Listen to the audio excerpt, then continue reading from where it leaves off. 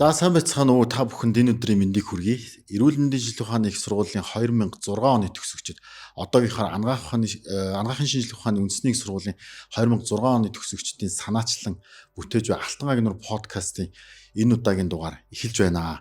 За өнөөдрийн дугаарт хоёр сонирхолтой зочин урсан байгаа. За нэг нь бол Уянга анагаахын шинжилгээ ухааны үндэсний их сургуулийн бие анагаахын сургуулийн багш анагаах ухааны магистр. За Батболд анагаахын шинжилгээ ухааны үндэсний сургуулийн нүүр ам судлалын сургуулийн багш хоёр найзаагаа урьсан байгаа. За тэгэхээр Алтан агнуур подкастын маань зорилго бол хэдүүлээд бие барихгүй. Олон жил уулзаагүй найзуудтай уулзаад хэрхэн ярьдаг вүлээ те биендээ сонин сайхна яаж ярьдаг вүлээ тэр журмаар л ярилцах юм. За өнөөдрийн зочдын хувьд бол маш их онцлогтой. За Уянга тэр бол ангийн хүүхдүүд, нэг ангийн хүүхдүүд. За Батболдын хувьд бол надтай маш одоо сонин сэжмээр холбогддог. Яагаад гэвэл Батболдын маань ган очиромч маань намайг анх төгсөөд ирж очиж хахад одоо намайг одоо яг дааж авч эмнэлзүү заан сургаж исэн невролог эмчтэй ган очир гэж хүн байсан. Энэ шугамараас битээд яагаад ч өнөөдөр ингэ таарчлаа. Энийг бол урд нь бол бодсонгүй сая подкаст эхлэхэд л энэ талаар гинт бодсон чинь ингээд одоо сэжмээр гурлаа холбоотой болж таарлаа. Тэгэхээр хэдий гурлаа хамгийн их анхны яриа асуулт гэх юм уу одоо сэдв юу байх вэ гэхээр та хоёрын маань сургуультай амьдралаа холбосон одоо эхлэл ямар вэ? Одоо бидний хувьд бол анагаахын шинжилгээ ухааны их сургууль те бидний хувьд бол Эрдмийн цагаан өргөө гэд битгэлээ. Одоо сургуультайгаа амьдралаа холбоно гэдэг маань тодорхой хугацааны тодорхой хэмжээний их хувь заяа гэж би бол хардаг. Тэгэхээр энэ их хувь заяа яаж эхлэв? Хэрхэн яаж сургуультай амьдралаа холбов? Гэдэг талаар. Батболд эхлэх үү? За би эхэлчихв. За тэгэхээр шүдний эмчээрээ ажиллаж байгаад 2012 онд нэг том шийдвэр гаргасан л да. Тэр нь юу вэ гэхээр олон хүнтэй харьцаж үзье. Олон хүмүүсийн дунд орж ажиллаж үзье гэдэг ийм бодол бол төрж исэн.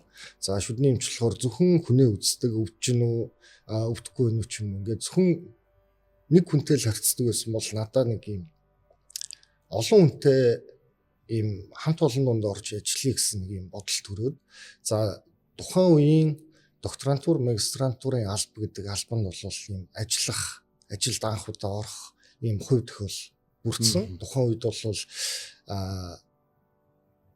анх ажилд орсны дараа бол тийм том маст оронгууд хүн танихгүй, багш нарыгаа танихгүй ч юм уу иймэрхүү асуудлууд бол гарч ирсэн. Тэгээ явц дундаа ер нь сургалт гэж ямар гоё юм байд юм бэ? За хүнд ямар аргаар одоо яаж мэдлэгийг хүргэх вэ? Ур чадварыг яаж олгох вэ гэдэг юм дөнгөж одоо анх удаага танилцаад явж исэн. За тэрнээс хойш сургалтын албаны бус нэгжүүдэд бол 6 жил ажилласны эцэст 17 оны хавар нүүр ам судлалын сургуультай бол нүүр амны нэрслийн тэнхимд багшаар орох юм бас боломж гарсан. За тухайн хугацаанаас хойш бол тэгээд яг энэ тэнхимдээ бол багшаар ажиллаа явж байгаа. Ангагийн маань үед. За миний хувьд ч гэсэн муу ялгаагүй. Би подкастын ивент тэтгэгч Golden Tip нүүр ам шүдний имлэг. одоо сургуулаа 2006 онд төгсөөд тэгээд мөн адил надад бас сургуульд ажиллах боломж олцсон. За тэгээд би манай Батболдын хэлдгээр Батболд дээр яг сургалтын албанд бол хамт ажиллаж байсан. Би бол анагаах ухааны их сургуульд сургалтын албаны арга зүйчээр ажиллаж байсан. Тэгээд цаашлаад оюутны алба багшийн хөгжилт бол манайх ингээд албуудад бол ингээд солигдоод ажилладаг. Тэгээд мөн адил надад бас 2022 онд яг юм багш болох боломж олдоод тэгээд ерөөхдөө би бас багш болъё гэж бодоод багшийн сонгон шалгаруулалтанд орсон. Тэгээд миний багш болсон төв гээд бас их сонирн л доо. Тэгээд би анх багш болохоор шийдээд ингээ багшийн сонгон шалгаруулалтанд ороход ингээ совилгын сургууль гэж байдаг штэ манад. Совилгын сургуульд ингээд багшийн зар гараад тэгээд манай өвөө чинь багш хүн байсан. Тэгээд манай өвөө чинь багш гэхдээ эмч байхгүй. Тэгээд би 3 дахь үеийн одоо эмч гэж явдیں۔ Гэрүүлтэй. Тэгээд намайг эмч болоход манай өвөө одоо хамгийн их баярлж байсан хүмүүсийн нэг байсан. Тэгээд манай өвөө чинь совилгын сургуулийн багш байсан байхгүй. Тэгээд би үгүй ер нь яагаад совилгын сургууль багш болж болтгүй юм гэж бодоод Тэгээ сувилгын сургуулийн ингээд багшийн сонгон шалгаруулсан дараа тэгээ сувилгууд би 2 жил багшилсан. Тэгээд яг өсвөлд би оныхын сургууль шилжиж ирсэн л дээ. Тэгээд миний яг зөвхөн сувилгын сургууль багш болсны нэг зорилго юу байсан гэхээр өвөө маань намайг одоо сургууль төгсгөөс өмнө бурхан болсон. Тэгээд өвөөгийнхөө ажиллаж исэн газар би багш болохоор бас ямар байх нь тэр хаалгаар орж ирэхэд өвөө намайг харахгүй ч гэсэн дээрээс харж байгаа гэсэн бодол төрөөд тэгээд ажиллаж исэн чинь одоо сургуулийн нэг би одоо нэрийг хэлээд яах юм те манай нэг багш намайг ингээд дуудаж уулзаад уянгаа хөшөө та одоо манай тэр багшийн ачин юм биш те тэгээд би ингээд тантай ингээд та багшийн маань ингээд 3 дахь үе тантай ингээд нэг сургууль багшилж байгаадаа би их баяртай байна гэж хэлэхэд тэр л яг миний багш болсны одоо гол одоо зорилгын нэг байсан. Бэлчлээдэл гэж бодож байсан. Бэлжсэн гэж. Тэгэхээр гурлаа нэгэнд багш нарын талаар ярьж байгаагийн хувьд яг одоо юу гэдэг энэ одоо багшийн ажлыг тий анагаахын шинжилгээ ухааны их сургууль гэдэг энэ том айлтай амьдралаа холбоход та хэдийг одоо гардаад сургаад зааж чиглүүлж исэн. Та хэдийн хувьд хэдийгээр одоо юу гэдэг самбар дээр аавс гэж зааж сургаагүй ч гэсэн одоо та хэдийг ингэж ажиллах ёстой шүү, ингэх ёстой шүү гэж чиглүүлж гисэн. Та дотроо одоо юу гэдэг энэ л хүн миний багш шүү гэж одоо тооц одоо хүндэлж явдаг хүмүүсийн талаар ярих зайлшгүй шаардлагатай болов уу гэж би бодсон. За миний хувьд бол Баталдын хаавыг бол насан туршдаа мартдаггүй. Намайг яг имлэлзүүд сургаад одоо юу гэдэг амт тэнссэн үеийн анагаах ухааныг сургасан хүн байхгүй. Тийм утгаараа би бол багшаа бол байнгын одоо юу гэдэг санаж хүндэлж явдаг. Тэр утгаараа та хоёрт минь яг тийм одоо талархлаа илэрхийлчихэр ч юм уу. Энэ хүн л намайг яг одоо юу гэдэг энэ багш гэдэг замд ингээд чиглүүлээд одоо аагаас нь яа хүртэл сургасан да гэдэг хүнийг дурдвал. За дуртахаар яна бүх хүн одоо орхитчихлоо гэж үсэг айж байна. Тэгэхээр мэдээж намайг одоо сургуульд анх сургалтын албанд арга зүйч болохоор одоо өгтөж авсан тухайн үеийн удирдлагуудад бас би талархах хэрэгтэй гэж боддог. Тухайн үеийн удирдлагууд бол биднийг одоо ажиллах одоо бүх одоо боломж нөхцлөөр хангадаг байсан. Одоо ч гэсэн хангасаар байгаа. Тэгээд дараа нь мөн адил намайг багш болоход одоо анх хүлээж авсан мэдээж техмийн эрхлэгчтэй, техмийнхаа хамт олонд баярлах хэрэгтэй. Мөн ялгаагүй одоо хамт ажиллаж байгаа одоогийн техмдээ ч гэсэн би одоо баярлж явдаг. Тэгэхээр би одоо багш болно гэдэг чинь тэгэл өдрө болгон суралцж яадаг. Подкастын ивент тэтгэгч Юмед гол сайхны мэс заслын имлэг. Илүү байх. Баталдын хувьд. За миний хувьд бол энэ их сургуулийн одоо ажлын гараагаа бол сургалтын албанаас гэлсэн. За тухайн үед намайг яг хамгийн анх ажилд авсан багш маань бол Ариун Төлөгч гэдэг. За тэгээд түүнээс хойш ингээд сургалтын албанд ажиллахад бид нар ийм ротейшнтойгоор өөр нэгжүүдэд ажилладаг л да. За энэ хугацаанд бид нар нэг профессорын үндсэн гээд ашуусын бүх профессоруудыг ээлжилж ураад ийм хүндэтгэлийн лекц оруулаад өөрсдөө зохион байгуулад өөрсдөө орж сонсоод гоё явуулдаг гэсэн. Тэгээ манай анагаах ухааны боловсрол судалт нэг ийм үг гэдэг юм аа. Өөрийгөө хэзээч ингээ гүйцэд болсон улаан алим гэж битгий төсөөлөөрэй. Дандаа ингээд боловсруулахгүйд ядж байгаа ийм ногоон алим шиг ийм шинхэн байгаарэ гэдэг нэг ийм үгийг манай тухайн үеийн багш нар бүгдээрээ хэлдэг байсан. За одоо өнөөгийн энэ батуултыг бүтээлцэхэд оролцсон хүмүүс гэдэг юм бол яг нэр цохож хэлэхэд бас төвөгтэй тухайн үед бид нарт зааж сургаж исэн удирдлагууд байна. За тэгээ профессор багш нар байна. За тэгээ одоо ингээд бид нар өөрсдөө баг дунд үедээ ороод ирлээ. Тэгэнгүүт энэ цаг үед бас бид нар нөгөө залуу багш нараас бас шинэ юмнуудыг дандаа сураа явж идэг. Тэгэхээр ер нь бол бүх л энэ их сургуульд байгаа бүх хүмүүсээс сураал явж идэг л гэсэн. Үгэлтэй. Аха. Тэгэхээр ер нь бол одоо юу гэдэг эрүүл мэнд анагаах ухааны салбарт биднийг одоо байнга насан туршид мань чиглүүлж зааж сургаж байдаг нийт эрдэмтэн багш те профессорудаа одоо төгсөгчдийнхөө нэрийн өмнөөс бид нар үргэлж та нараараа бахархаж явдаг шүү, баярлдаг шүү гэдгийг бас хэлэх нь зүйтэй болов уу гэж би бодож байна. Тэгэхээр одоо юу гэдэг карьер болгон эхлэх үедээс хэцүү байдаг те одоо юу гэдэг төвхтэй ч юм шиг одоо эргээ ботхоор тийм л байсан биз дээ нэг гэж бодогдохоор тий.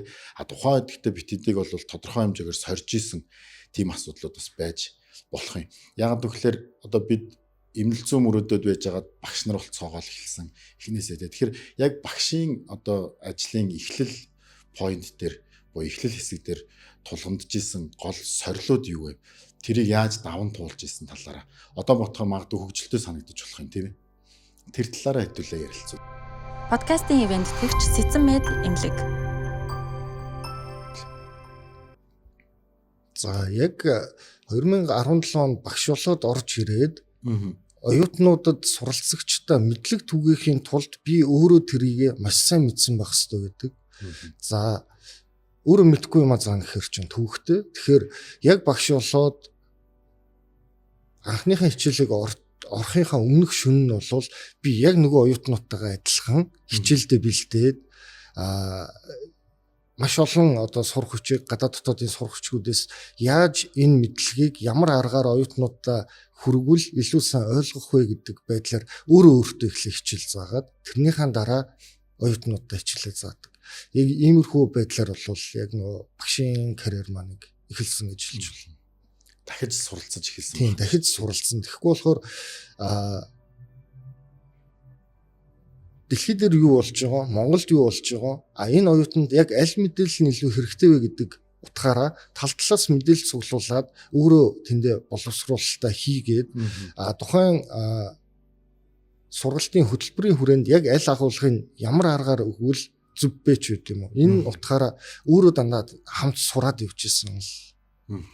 Одоо сурсаар л байгаа. Одоо ч сурсаар л байгаа. Аха. Уянгагийн маань үед. Миний хувьд болохоор манай хичээлийн онцлогч ерөөхдөө дандаа нөгөө семинарын хичээл буюу багийн хичээлээр явагддаг. Тэгэхээр би ч гэсэн яг анхныхаа хичээлийг заахтаа яг Батболдын хэлдгээр урд оройн бол өстой нойргоо хончихсон.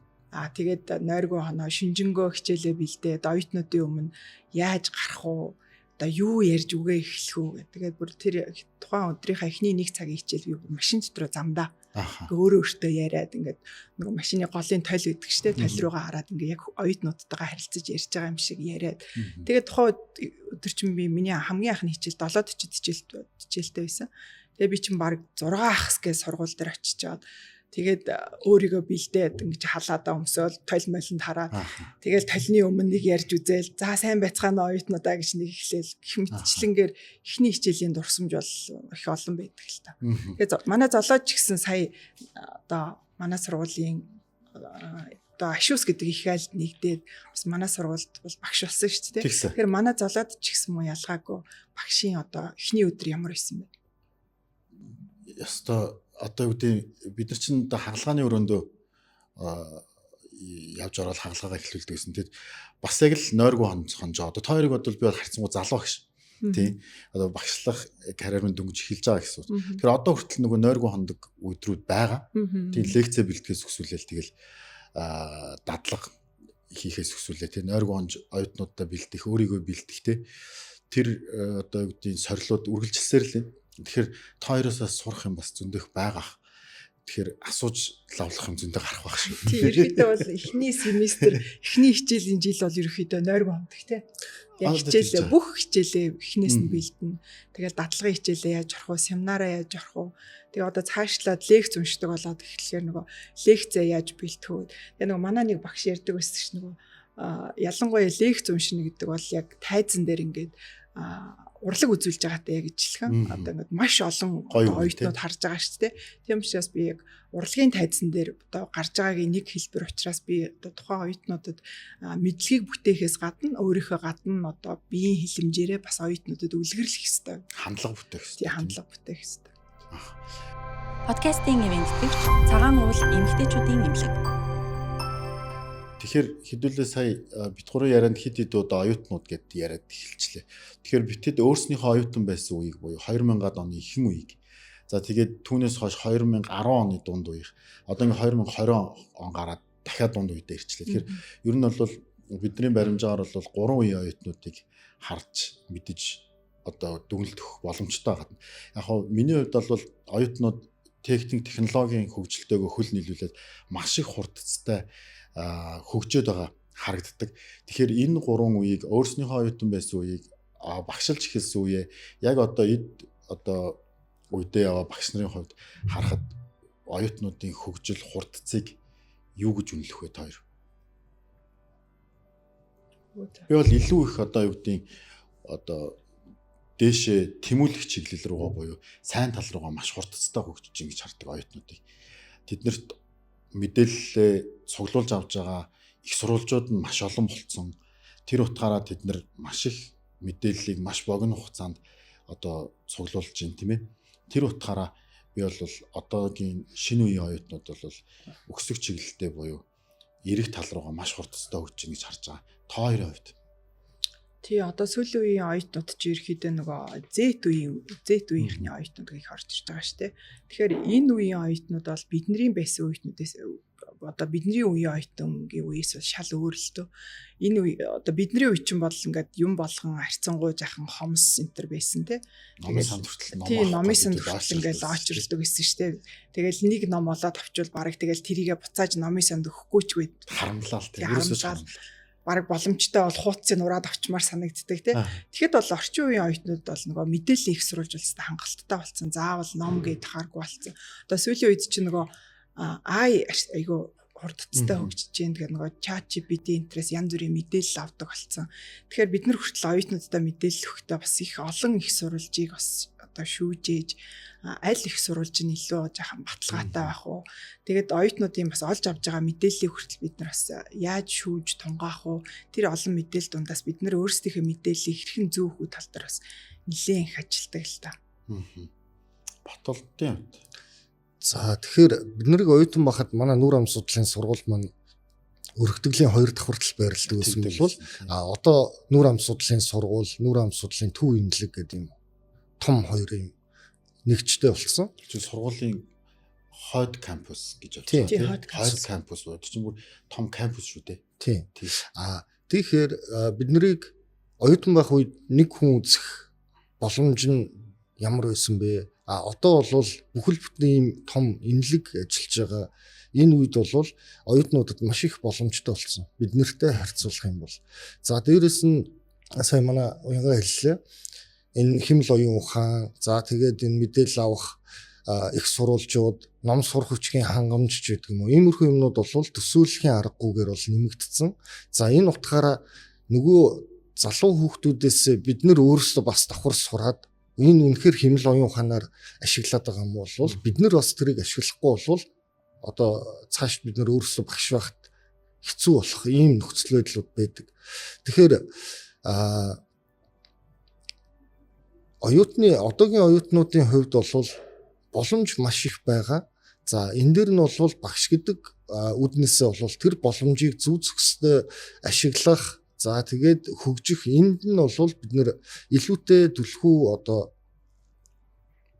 үүрэгтэй болсон болоо даа л гэж харагдав. Подкастын ивент тэтгэгч мөнх онч доктор мэдрэл буй мөч уламжлалт сэргээн засах имлэг. Сүүлийн нэг сургуулийн даалгавар эмнэлзүүдээр ашиглаад байгаа нөгөө виртуал орчинд яг бодит байдлаар өвчтөн үзэх, үнэлэх энэ төр одоо сургалтын бааз бол үнэхээр гайхамшигтай гоё болсон.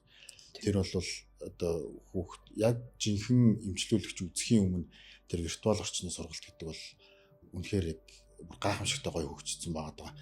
Тэрийг бол бас энд хэдүүлээ гурлаас цохон тэмдэглэхээс аргагүй. Энэ бол техникийн твшил мөн үү, сургалтын твшил мөн үү тийм ээ. Энэ бол бас их гайхамшигтай зүйлүүдийн нэг гэж би бас хараад байгаа.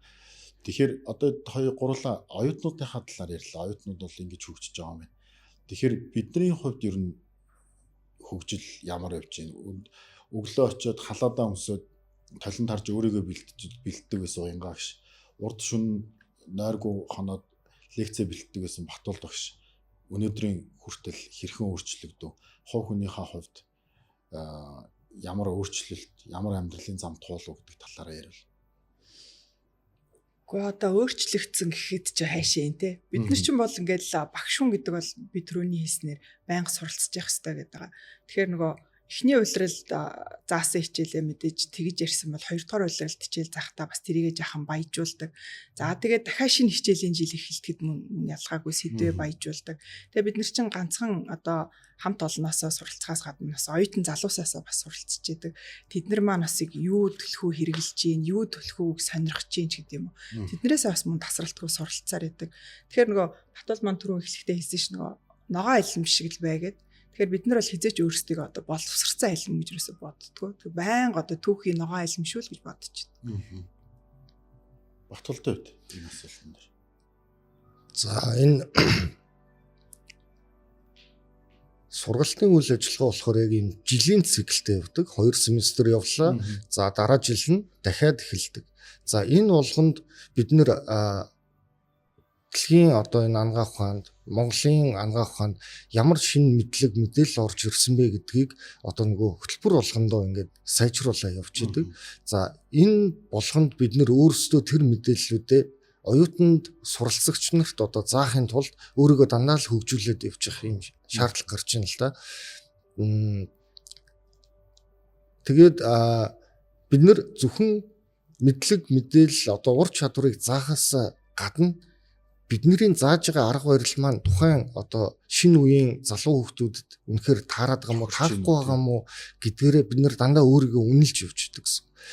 Бид нар нэг аргаар заагаад нөгөөтгөө нэг аргаар үнэлцдэг. Тэр маань үнэхээр үнэн үнэлгээ байна уу гэдгээ бид нар давхар дандаа өөрийгөө хянж сайжруулаад өдийг хүрээ явж ин да.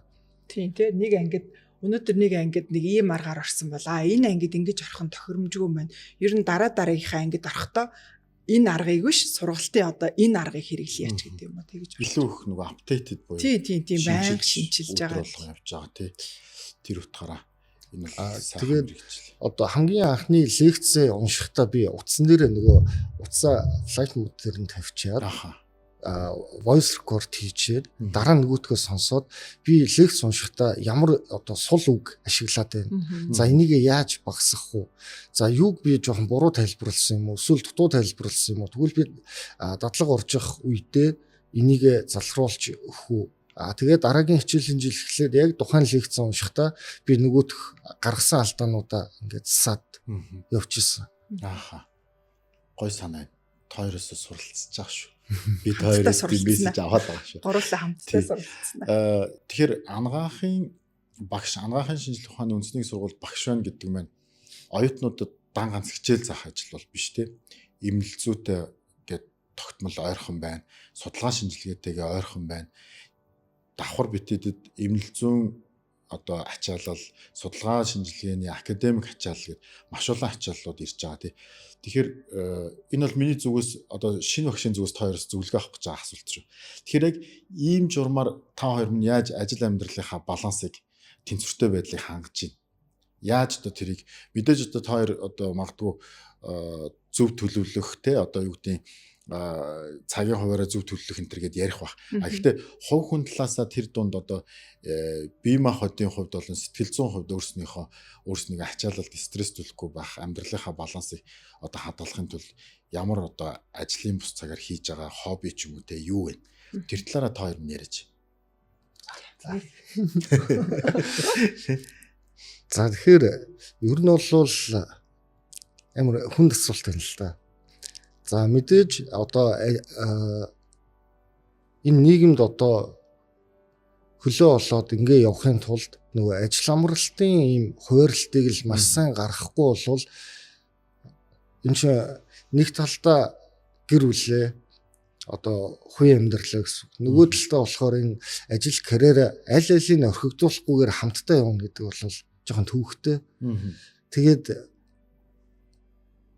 одоо найзуудтайгаа цагийг өнгөрөөж одоо стрессээ тайлах ч гэдэг юм. Иймэрхүү байдлаар л одоо давж ин да. За тэгээд энэ одоо ажлыг болохоор яг нөгөө нэг дарамт байдаг юм уу? Зөвхөн ажлаас болоо стресстэй гэж бас харж болохгүй. За энэ багшлан гэдэг чинь өөрөө ийм суралцах хүсэл тэмүүлэлтэд зориод ороод ирсэн хүмүүст би өөрийнхөө сурж мэдсэн мэдлэгийг дамжуулж байна гэдэг чинь өөрөө ийм бас ийм сайхан одоо ийм сэтгэлд их эерэг юм гоё мэрэгжил. За тэр утгаараа бол ер нь бол ажилтайгаа холбоотойгоор бол тийм стресстэгч байдаг юм уу? Иймэрхүү юм бол харьцангуй бага. Тэгээ миний өөрийн бас нэг онцлог юу вэ гэхээр ийм яг саяны хэлдгээр ингээд суралцах гад хичээгээд байгаа оюутнуудыг зөв чиглүүлэх, амжилтанд хүрэх одоо энэ тухайн одоо суралцагчийн амжилтанд хүрэх тэр карьерт нь би нэг шатын барьж өгж байгаа шүү гэдэг ийм сэтгэгдэл бол надад төрдөг. Тэр утгаараа бол яг ажилтай холбоотойгоор бол стресстэгч гэдэг юм уу, иймэрхүү юм бол харьцангуй бага. Гол нь тухайн суралцагчид амжилт гаргаад хэдэн жилийн дараа миний ойр дотны, миний таньдаг хүмүүсийг яг над шиг тэр суралцагчдад гаргасан сэтгэл шиг эргээгээд сайн юмч болсон байх юм бол бахархал юм да. Аянгайгийн маань хувьд. Тэгэхээр түрүүний залаагийн хэлдгээр ангаахын багш гэдэг бол ганцхан багшлагаас гадна нөгөө эрдэм шинжилгээ, мэрэгжлийн үйл ажиллагаа гэдгийг заавал биелүүлэх хэрэгтэй гэдэг байгаа тийм. Тэгэхээр яг хуу тэрийг зохицуулна л да. Эхний семестрт мэдээж их илүү нөгөө сургалтынхаа ачааллыг илүү аваад тэгээ хоёрдугаар үйлрэл бид нар ч нөгөө биелүүлэх хэрэгтэй сургалтын ачааллын оноотой шүү дээ. Тэгэхээр хоёрдугаар үйлрэлд сургалтын ачааллын оноогоо харьцангуй бага аваад тэгээд төлхөө яхаа эрдэм шинжилгээнийхээ чиглэл рүү одоо ч нөгөө хавар болохоор манай сургуулийн нэг том үйл явдал юу болтгоо гэхээр нөгөө эрдмийн чуулган боёо эрдмийн баяр болдог тийм. Тэгэхээр төлхөө эндээ ихтгэл өгүүлэх ч юм уу иймэрхүү замаар бол яг одоо өөрийнхөө цагийг бол биелүүлдэг л дээ. Тэгээд чөлөөт цагаараа гэвэл мэдээж эмгтэй хүү юм чинь мэдээж найз нөхдөдтэйгээ уулзсан. За тэгэл йог би бол йог хичээлэх дуртай. Тэгээд боломж олдвол чөлөөт цагаараа йогт л явах дуртай.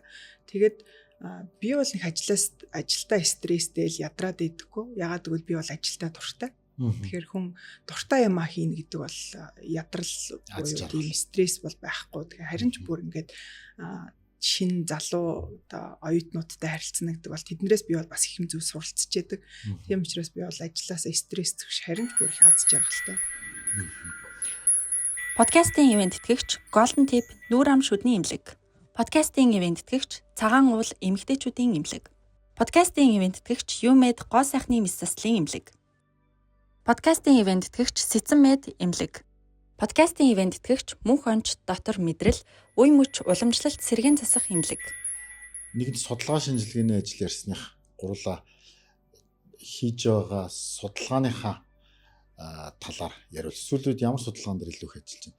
Миний хувьд бол би мэдээгүй зүйлийн тойронд гарч байгаа хүндрэлүүдийн талыг барьж аваад тэнд төлж байгаа хүчин зүйлсүүд ямар байна гэсэн талаас илүү сонирхоод яваад байгаа. Та хоёрын минь хувьд юу?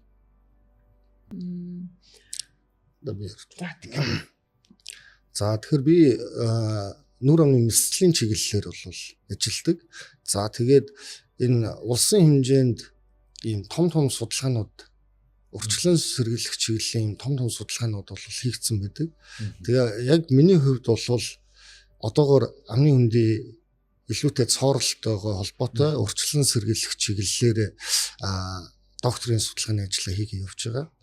За тэгээ зөвхөн энэ нэг цоорлол бол ерөөсөө хүн амаас салахгүй байгаа нэг шалтгаанууд нь яг юу байгаа вэ гэдэг талаасаа цоорлыг шүд цоорох өвчнөд нөлөөлж болох хөв хүний болон орчны ахуй амьдралын талаас нь шалтгааныг илүү нарийн тодорхойлох чиглэл олон талаас нь одоо ундны ус гэдэг юм уу амьдарж байгаа бүс нутгийнх нь агаарын бохирдол гэдэг юм уу аав ээжийнх нь боловсрлоос ахуулаад за тэгээ шүдний эмнэлэгт яагаад баг очиж байгаа ч гэдэг юм уу эсвэл идэж ууж байгаа юмтай нь холбоотой яагаад цоорл үүсээд байна.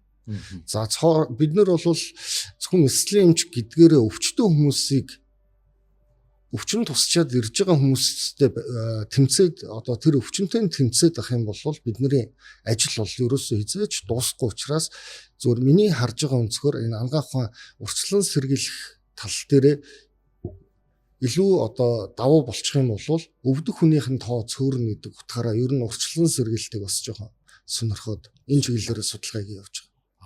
Уянгагийн. Миний хувьд бол би нөгөө эрдмийн чуулгануудад сүүлийн үед л оюутны сэтгэл зүй, оюутны стресс тэгээд сүүлд би нэг 2 жилийн өмнө илүү оюутнуудын дундах одоо нөгөө бүли гэж ярих юм те тэрнтэй холбоотой судалгаа жаахан хийсэн. Тэгээд энэ талаар бас эрдмийн чуулганууд дээр зарим нэг салбар хуралдаан дээр нь бас илтгэгчээрч бас оролцсон. Яг миний докторийн судалгааны ажил гэх юм бол багштай холбоотой. Тэгэхээр энэ маань дөнгөж эхэлж байгаа учраас бас тэр талаар дэлгэрүүлж ярихад одоогоор бол дараа нь хоёлоо жичээрээ. За тэгэхээр ер нь подкастны маань хугацаа ингээд ер нь төгч чинь. Тэгэхээр подкастны нэг уламжлал болсон асуултууд байгаа гэдэг. Та хэдийн зүгээс одоо юу гэдэг энгийн хүмүүс одоо зориулсан одоо хилчмээр санагддаг тий одоо амьдралын эрүүл хэм маягтай холбоотой ч юм уу зөвлөгөө өгөөч. Яагаад тэгэхээр бид нар 20 жил төгсөөд 20 жил болсон юм чимэглэгийн ажилчтай ингээд тийм их асуултууд асуугаад байдیں۔ Гэхдээ энэ удаад би бол ялангуй өөрчлөөд одоо өөрийнхөө подкаст хөтлөж байгаа эрхийг одоо ашиглаад гэх юм уу оюутнуудаа зориулаад хэдүүлээ зөвлөгөө өгөл. Оюутнуудаа энийг л дуулгачихсан гэж одоо хэлвэл эсвэл юу гэдэг оюутнуудаа ийм л байх юм бол та хэд ч юм уу багш нар нь дэмжиж шүү багш нартайгаа хэдүүлээ илүү их гоё ойрхон байх гэдэг юм ч юм уу те одоо юу гэдэг та хоёрт бодогдож явж байгаа тийм зөвлөгөө байвал товчхондоо. За маш богинохноор хэлэх юм бол сониуч зангаа битгий гээгэрэй л гэж хэлдэг. Сониуч байна гэдэг чинь энэ яагаад гэдэг учир шалтгаан болон цаашид өөрийгөө тухайн суралцагч маань өөрийгөө хөгжүүлэх энэ бүх зүйлийн хамгийн суурь нь тухайн суралцагч маань сониуч байх л гэж би бол бодож байна. За гой зөвлөгөө нь батлах шиг зүйл. Миний хувьд болохоор би ч гэсэн хичээл орж явахад оюутнуудаа бас хэлдэг. Тэгэхээр оюутны одоо 6 жил гэдэг бол маш хурдан өнгөрдөг шүү дээ. Тэгэхээр та бүхэн маань энэ 6 жилдээ ганцхан одоо хичээл ном гэж одоо суралцахаас гадна нөгөө талаар өөрийгөө мөнгө одоо төрөл бүрээр хөгжүүлээсэй гэж бол би аюух одоо хэлдэг, зөвлөдөг. Тэгэхээр одоо өөрийгөө хөгжүүлээрэй л гэж хэлье да. Олон талаар. Ганц одоо эрүүл мэндийн салбар гэлтгүй олон салбарт өөрийгөө тий одоо нөгөө олон одоо манайх ч нөгөө олон оюутны нийгэмлэг холбоодод байдаг шүү дээ. Тэгэхээр олон оюутны нийгэмлэг холбоодод илсээрээ олон нийгмийн ажил идэвхтэй хамрагдаасай л гэж хэлнэ. За баярлалаа. Ямар ч байсан хоёр найзтай баярлалаа. Амралтын өдрөөсөө цаг хугацлаад Алтан агнуур подкаст хурж ирж чөлөөтэй сайхан ярилцсанд баярлалаа. Та хоёрынхоо цаашдаа ажилд амжилт хүсье. Та хоёртойгоо удаан уулзсан сайхан байлаа. Таатай байлаа. Баярлалаа. Өрсөн баярлалаа. Баярлалаа.